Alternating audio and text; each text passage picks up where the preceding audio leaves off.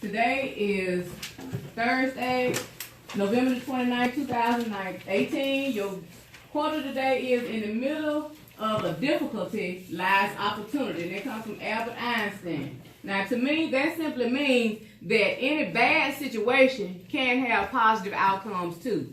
You can always get something good out of a bad situation.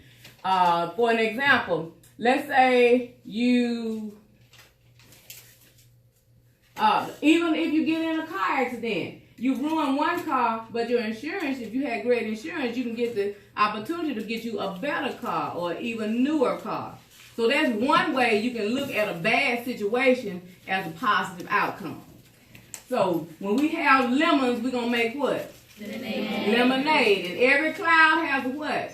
Silver lining. Silver lining. Now, today, our bell ringer is, which of the following is the correct sequence of events in reproduction of a seed plant? A, pollination, germination, and fertilization. B, fertilization, germination, pollination. C, pollination, fertilization, germination. Or D, germination, fertilization, and pollination. Chris, you got your hand up? What you want to say? C. C is actually the correct answer. First of all, it has to be pollinated. Then, after the pollen is in the air, it becomes fertilized. So fertilization takes place. And finally, after the fertilization takes place, germination, which is the sprouting of the plant, takes place. Okay, today we're going to move on to lesson 5, Feeding the World, on page 339. So everybody turn to page 339.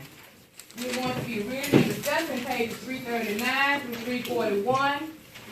And we're going to answer the section 5 questions on page 341. 1A, 1B, and 1C. Yes, we're going to have to write all of the questions. We only have 3 vocabulary words today. They are precision farming, hydroponics, and genetic engineering. Our target reading skill for today is identifying main idea.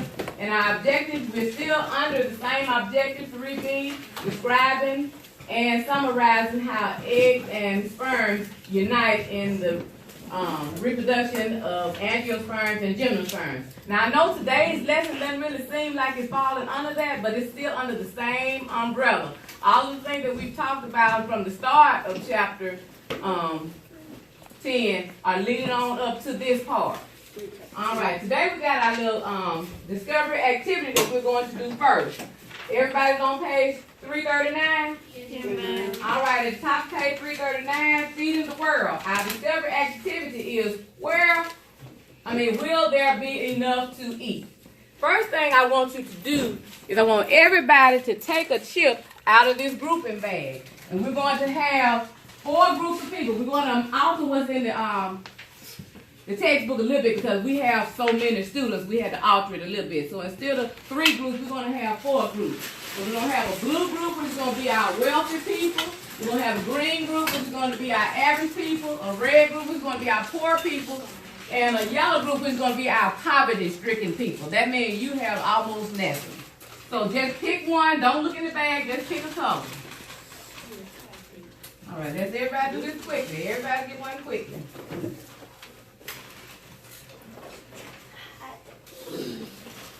Everybody get one. Everybody get one. Once we all get one, we're going to form a little group of our social economic grouping. And then it's best to prepare a meal. But I didn't have a meal, but I do have something that we're going to use as a meal. And what we're going to do is we're going to find out if there's going to be enough food for your group.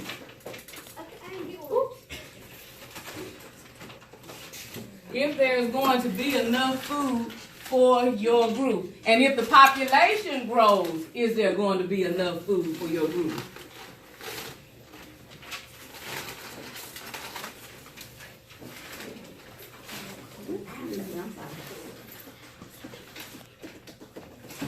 All right, we got a few more people.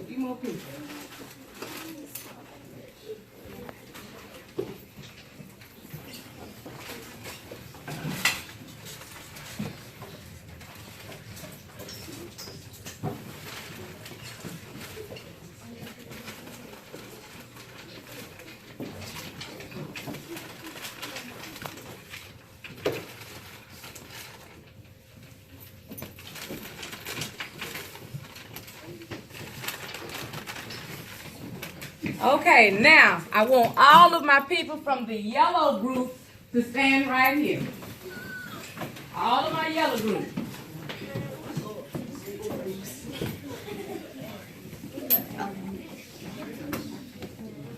Okay, everybody from my red group, come right here.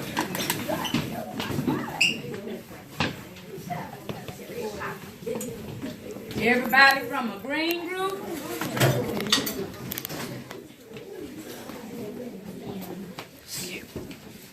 And everybody from a blue group. First of all, count how many people are in your group.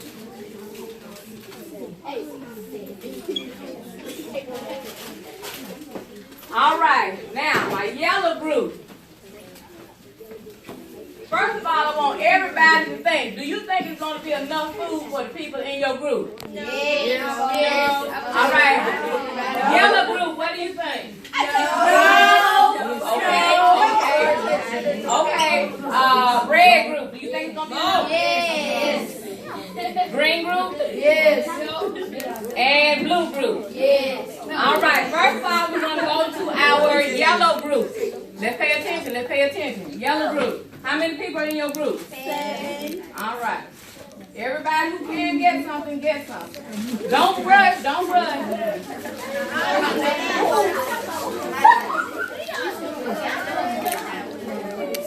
All right. Red group. Hold on.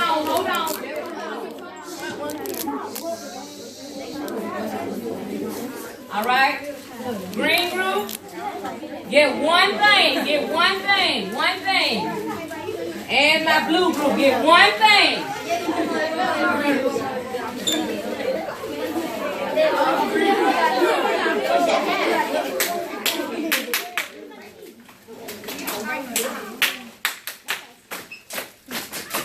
Okay, yellow group.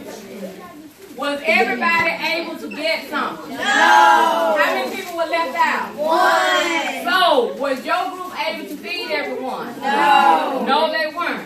Group 2, red group. Red group. How many people in your group? 6. Did everybody get something? Yes. Was there any left over? No. Okay. Green group.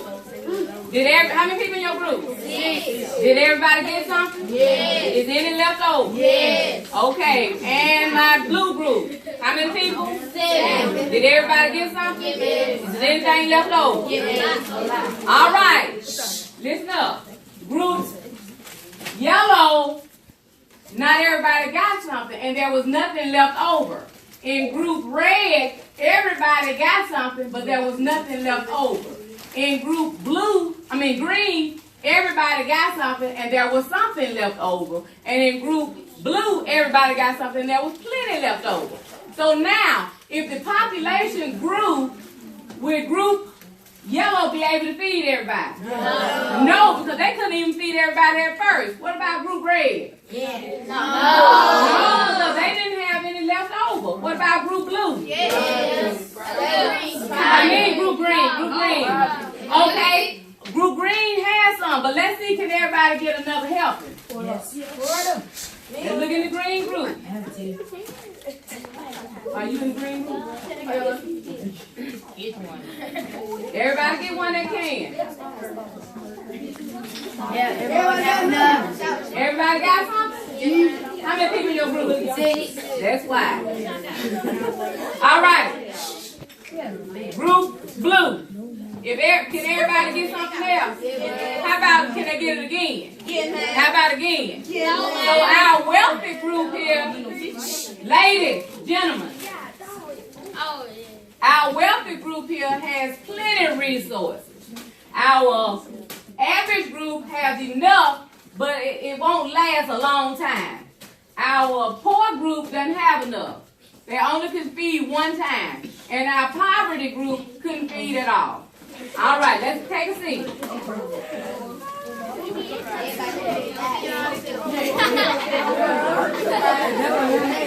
Ladies and gentlemen, you all can keep your resources. Who is the one person from the poverty group that didn't get anything? Let me give you something. So everybody has something. Let's put that away.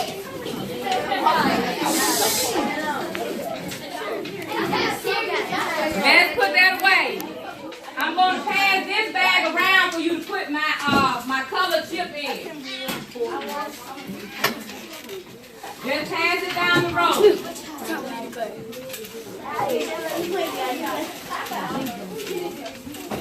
I tell you what, Thomas, you go around and take up my color chip. Now, let's all focus back on page 339. In our activity, we found out that feeding the world is not an easy thing to do.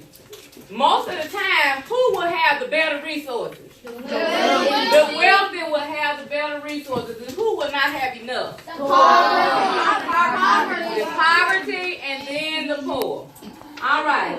More than 6 billion people live on Earth today. By the year 2050, the population could grow as large as 10 billion. Think about how much food will be needed to feed the growing population. How will farmers be able to grow enough food? Farmers and scientists are hard at work trying to find answers to this question. Farmers use new technologies that make farming more efficient. People are developing methods for growing crops in areas with poor soil. In addition, scientists are developing plants that are more resistant to insects, disease, and drought. Let me get a volunteer to talk about precision farming. Thank you very much. Tyler. On the farms of the future, satellite images and computers will be just as important as tractors and harvesters.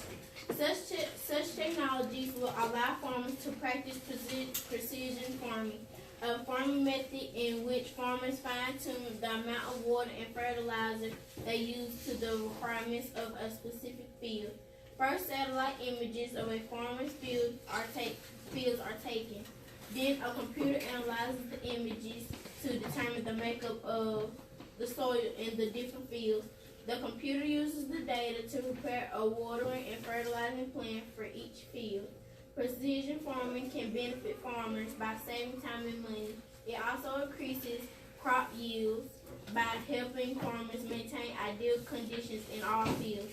Precision farming will also benefit the environment because farmers use only as much fertilizer as the soil needs. When less fertilizer is used, fewer nutrients wash off the land into lakes and rivers. As you read in chapter 3, reducing the use of fertilizers is one way to prevent algal blooms from damaging bodies of water. All right, and there's our first vocabulary word, precision farming. And precision farming is simply a method in which the farmers fine-tune the amount of water and fertilizer they use for the requirements of specific fields. Now, how many of you have ever had your parents or somebody growing plants in the house and they used fertilizer on some and didn't use fertilizer on others? So what happened to the ones that had fertilizer? They grew. The ones that had fertilizer grew more, and the ones that didn't grew less. All right, and what about watering your plants? How many of you have the responsibility of watering flowers or watering the garden at home? What happens when you don't water it? Okay, sometimes it'll dry out. Or sometimes your plants will be a little bit smaller than they would have if you had gave it enough water. So water and fertilizer are important to our farming. All right, hydroponics. Yes, ma'am. In some areas, people cannot grow crops because the soil is so poor. For example, on some islands in the Pacific Ocean, the soil contains large amounts of salt from the surrounding ocean. Food crops will not grow in salty soil. On these islands, people may soon use hydroponics to grow food crops. Hydroponics is a farming method in which plants are grown in solutions of nutrients instead of in soil. Usually, the plants are grown in containers in which their roots are anchored in gravel or sand. The nutrient solution is pumped through the gravel or sand. Hydroponics allows people to grow crops in areas with poor soil to help feed a growing population. Unfortunately, hydroponics is a costly method of growing food crops. All right, and there's our second vocabulary word, hydroponics. And it tells us that hydroponics is another farming method in which plants are grown in a solution of nutrients instead of in soil. How many of you seen plants growing in something other than in soil? Now, sometimes I myself have branched off something from a plant that I already had, and I put it in some water with some Miracle Grow and some more little home remedies that I have that'll help it catch root real quick and start growing. So I'm kind of doing a little bit of hydroponics myself. But hydroponics can get to be expensive because the things that you are growing your plants in could cost more than if you were just growing them, you know, and using the soil. But not every place in the world has good soil. Here in the United States, we have pretty good soil. And, you know, we do use fertilizer and stuff. And I guess in some areas we might use that hydroponics because we want to get more stuff quicker and in a variety of places. But it can get to be costly, like they said. Next, we got engineering better plants. Oh, Shelton. Wheat, corn, rice, and potatoes are the major sources of food today. To feed more people, the yields of these crops must be increased. This is not an easy task. One challenge facing farmers is that these crops grow only in certain climates. Another challenge is that the size and structure of these plants limit how much food they can produce. One technique scientists are using to address these challenges is called genetic engineering. In genetic engineering, scientists alter an organism's genetic material to produce an organism with qualities that people find useful. Scientists are using genetic engineering to produce plants that can grow in a wider range of climates. They are also engineering plants to be more resistant to damage from insects. For example, scientists have inserted genetic material from a bacterium into corn and tomato plants. This bacterium is harmless to humans, but its genetic material enables the plant to produce something that kills insects.